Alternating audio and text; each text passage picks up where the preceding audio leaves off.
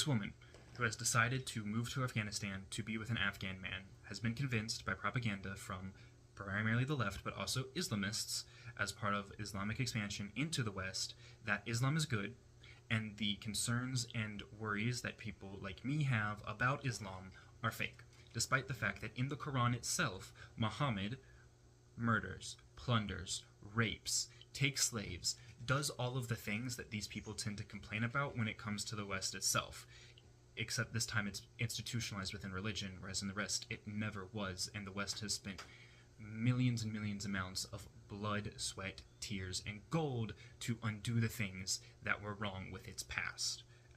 These countries have it. There's Afghanistan, Iran, even like the UEA, Saudi Arabia, Qatar. They still practice these things. Think to that gay cruise that recently got denied from Turkey and Egypt. Neither of these are extremist Islamic countries. They are underneath Islamic law to a certain extent. They are majority Muslim, but these cultures still exist even in their most boiled down form. And then, of course, when you look at the hadiths, it gets even worse. It's more slavery. Now you jump straight into pedophilia. Like, it becomes worse the more you read the religious texts around these. So, ultimately, this idea that, one, Islam is good, is a faux idea. And then there's a second idea, and I actually challenged somebody to a debate about this. They refused to. The second idea is that Islam is somehow... Muslims are a victim of colonialism, and they themselves are not colonialist at all. The expansion of Islam, in part, triggered the Dark Ages for Europe. The Islamic Golden Age was built almost exclusively off of information that it plundered from Western countries.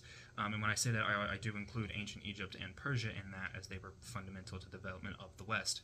And so, just in general, on its face even, that is very contestable and more so incorrect than anything else. Then you have this idea that Muslims are a victim. Well, Muhammad started off, doing a whole video on this, by the way, Muhammad started off as essentially a warlord. They're not victims, and they never have been. But this lie has been peddled, and that is something that the leftists, the Marxists, have also been able to take, because they are against these ideas of like imperialism and nationalism and expansionism. Even though it is a collective ideology, it doesn't like other collective ideologies because it's not their collective ideology. And so, ultimately, you get women like this who have been lied to about the Islamic world, the foundations of Islam, and what Islam is in of itself, and believes that she will be fine moving to a country like Afghanistan.